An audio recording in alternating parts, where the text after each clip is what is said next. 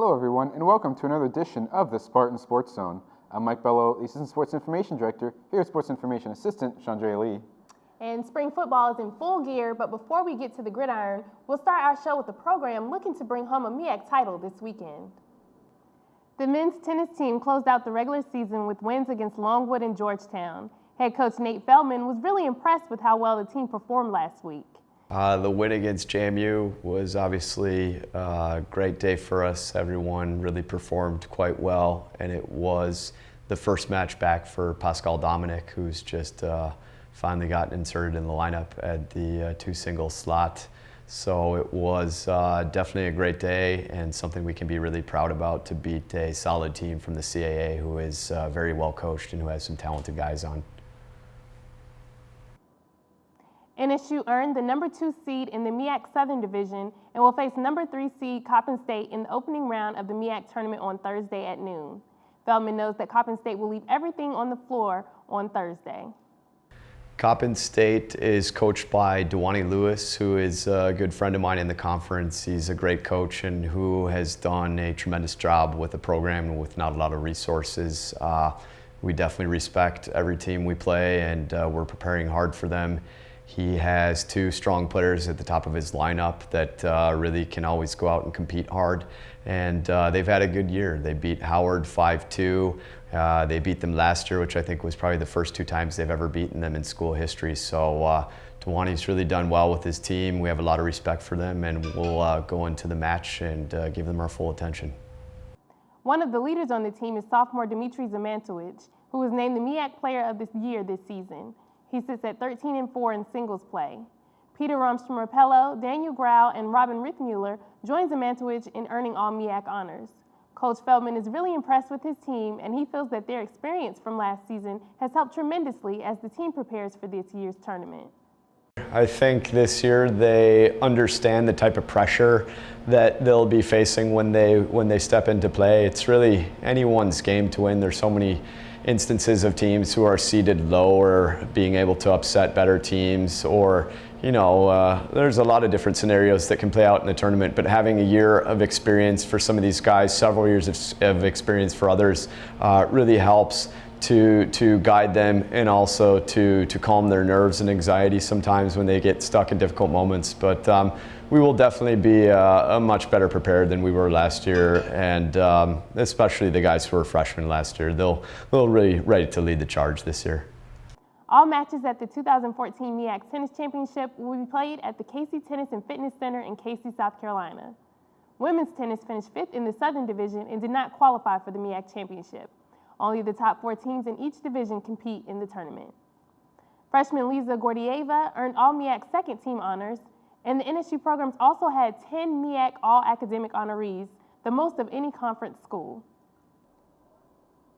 Spring football practice is in full swing as the Spartans have begun to look toward a new day in 2014.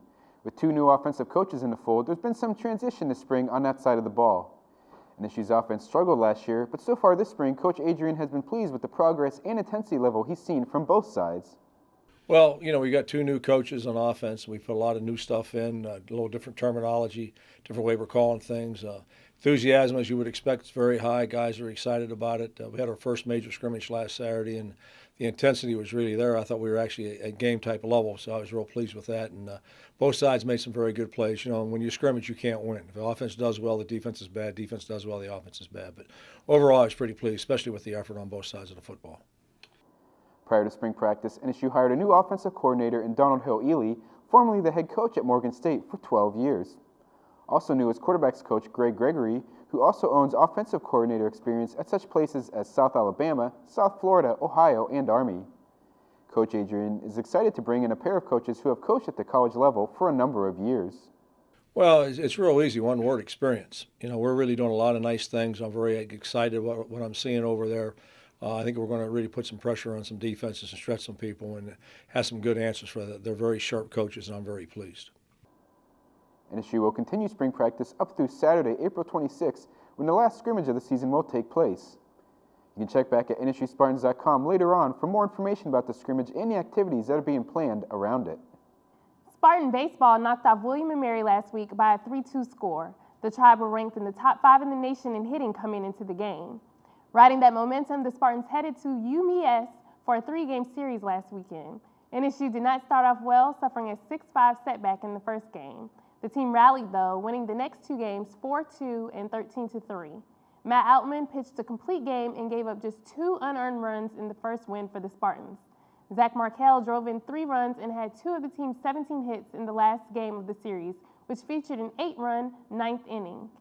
After a game on Wednesday at VCU, the Spartans will play back-to-back doubleheaders on Friday and Saturday at Coppin State. Coming up after the break, we'll recap another solid weekend for NSU softball and look ahead to a battle for first place before the Easter holiday. And was anyone able to top MEAC Player of the Week Kayla Mcnair in our top 3 performances? You're watching the Spartan Sports Zone, fueled by Gatorade. Secure your future by getting a top-notch education only at Norfolk State University. With world-class faculty and facilities, a bustling campus life, and highly regarded programs in the College of Science, Engineering, and Technology and the School of Business, Norfolk State is one of Virginia's leaders in higher education. Founded in 1935 as a beacon of hope to the region's youth, more than 78 years later, the university remains a source of inspiration for those in the Hampton Roads region and beyond who aspire to fulfill their dreams. A military-friendly school in one of the largest military areas of the world, Norfolk State University is home to faculty researchers who have forged partnerships that have created cutting-edge virtual learning environments. With more than 30,000 alumni, Norfolk State has played a vital role in our community in the past and is serving in a critical role today, and will continue to be an academic leader in the future. Find out more at nsu.edu. Norfolk State University, infinite possibilities. Welcome back to the Spartan Sports Zone.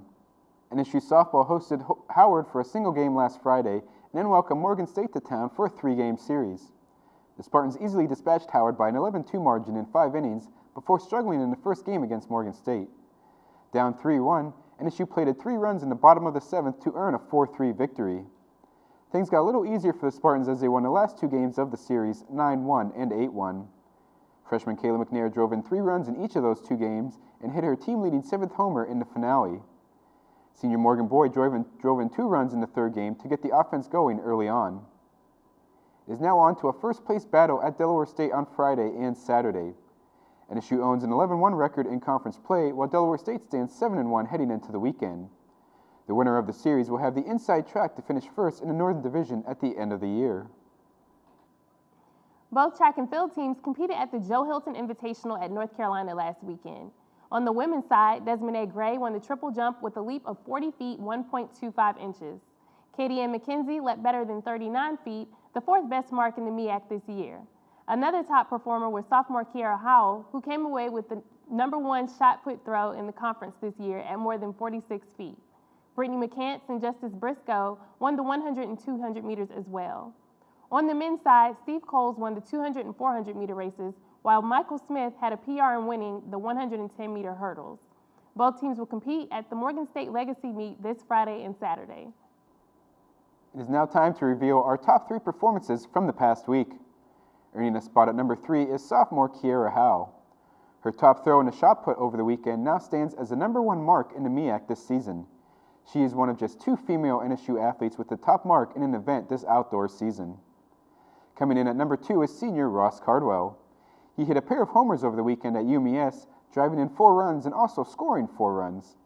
He leads the Spartans in batting average, doubles, and RBI this season. And rounding out our top performances is freshman first baseman Kayla Mcnair. She was named the MEAC Player of the Week after leading NSU to a 4-0 record. She hit 5 for 9 with 4 runs, 2 home runs, 6 RBIs, and 5 walks. Congratulations to Howell, Cardwell, and McNair for being featured in our top 3 performances, fueled by Gatorade. And that will wrap up this week's edition of the Spartan Sports Zone. As always, we would like to thank the Department of Video and Media Productions and Chantel Copes for all their help. I'm Chandra Lee. And I'm Mike Bello. Thank you for tuning in, and we'll see you next week. Am I supposed to read that thing that's